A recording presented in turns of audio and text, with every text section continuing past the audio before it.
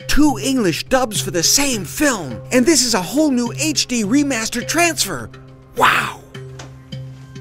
You want to review that, Tetsuo? This Blu-ray was sent especially for me to review. You couldn't handle it. I could. If you want a copy so bad, then steal one yourself.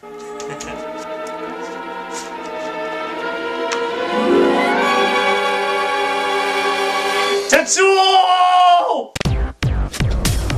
Receiver can't finish your curtain.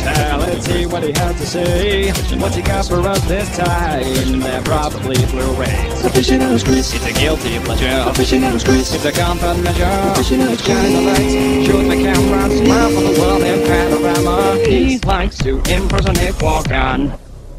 Hey everybody, Aficionados Chris here, and today I am very, very excited and truly honored, actually, to be reviewing what is considered to be not only one of the greatest anime films of all time, but it's also among many lists of some of the best science fiction films, some of the best cult films, and in some cases, some of the best films, period. And I am definitely on that same boat. I am, of course, talking about Katsuhiro Otomo's Akira from 1988. Akira is, of course, based on the manga of the same name, also created by Katsuhiro Otomo, who wrote and directed the film adaptation. Funny thing is, the manga was actually not completed when this film was released. So a little history about my exposure to Akira. I actually saw Akira when I was working at a local video store back when I was living in New Hampshire, called Cinema 93. I was on this kick where I wanted to see all these films that were considered obscure, usually in the cult genre. It's how I saw Freaks and Metropolis and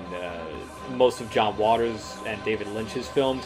And Akira was, of course, on one of these lists that I had, and I was interested in checking out because I have a fascination with, Japanese filmmaking, just the Japanese media.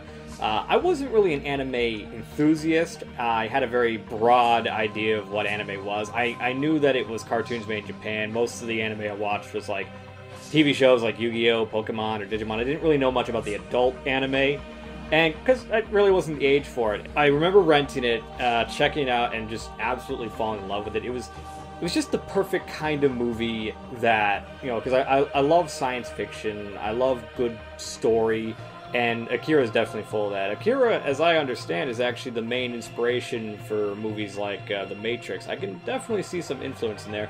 Of course, many have compared the fairly recent film Chronicles' premise and overall style very similar to Akira, and I, of course, agree. So this is actually not the first time Akira has been on Blu-ray. This is actually the second release. The original release was by, I believe, Bandai did it, or some other company that had it sub-licensed by Bandai. I honestly don't know because I never owned that Blu-ray.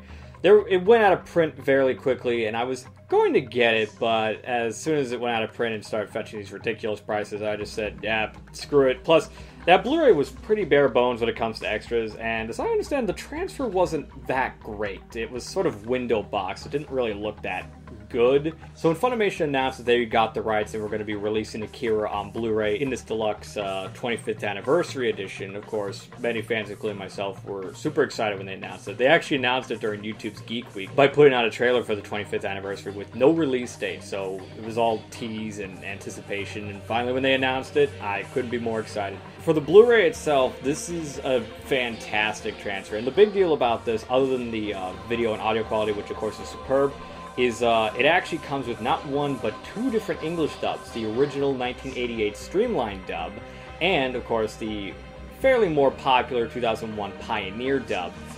The main difference with those two is just different voice actors. Streamline had Cam Clark, Leonardo from the original Ninja Turtles playing Kaneda, and Jan Rabson, who a lot of bronies will know as the voice of Mulia Mild in the new My Little Pony. He was doing the voice of Tetsuo.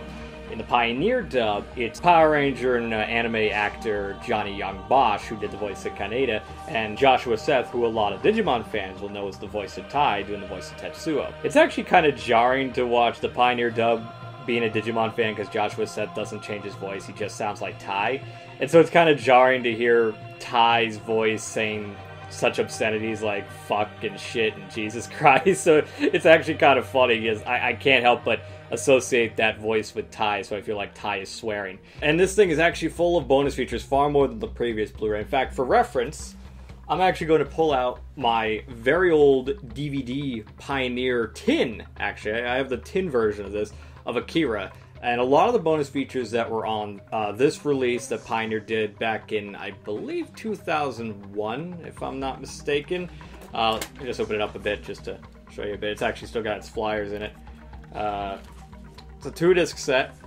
And everything from this set, except for one bonus feature, was carried over to this Blu-ray. The only thing that is neglected is a featurette making of, behind-the-scenes sort of documentary that's on this DVD. I don't know why it wasn't included. I'm assuming it might have been for space reasons. I probably because they couldn't fit it by adding the... I suppose adding the second dub kind of filled up space and they could have fit it on there. Or maybe there's a rights issue. I have no idea. But for the most part, all the bonus features from previous DVD releases are all here. And of course, they're in standard definition. The coolest thing is there are a couple HD bonus features. Like there's a gallery of brand new HD scans of the original storyboard of the film. Because the original DVD, it was in standard definition, so it looks pretty bad.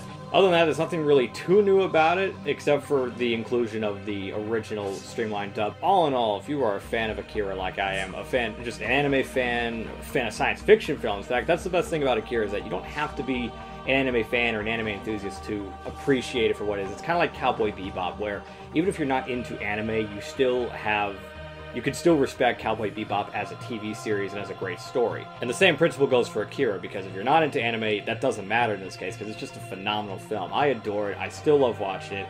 I'll definitely be watching it many more times in this brand new high definition transfer. It's like watching it for the first time, honestly. It's just an astounding transfer. And the audio quality is just as good. Obviously, I will say the Japanese audio sounds a bit better than either English tracks. I don't know why that is, but it was nice to hear all 3 different dubs. And for me, the first time hearing the streamlined dub, because when I saw it, I wasn't even alive to see the streamlined dub. I saw it in like 2008. And of course, the only dub available was the Pioneer dub. So this is actually my first time seeing the streamlined dub, and it was a decent dub. If you're a fan of the movie and don't own it at all on Blu-ray or DVD, don't even bother with any other edition. Just get this one. It is the best transfer of the film. It's got some of the best bonus features. It's just a great little piece to have. As any fan, it's a must-have. And if you have all the original versions, this is a perfect upgrade. Unless you're a bonus feature completist, I'd say hold on to your Pioneer DVDs for that one featurette that wasn't included on this Blu-ray, but still get the Blu-ray. So, yeah. That's all I really have to say about Akira. I highly recommend it. I hope you enjoyed the video, and I want to give a very, very special thanks to voice actor Jan Rabson for doing that cameo as his original character, Tetsuo, from the streamlined dub. Thank you so much for doing that. You were fantastic. I hope you all have a wonderful day. Bye.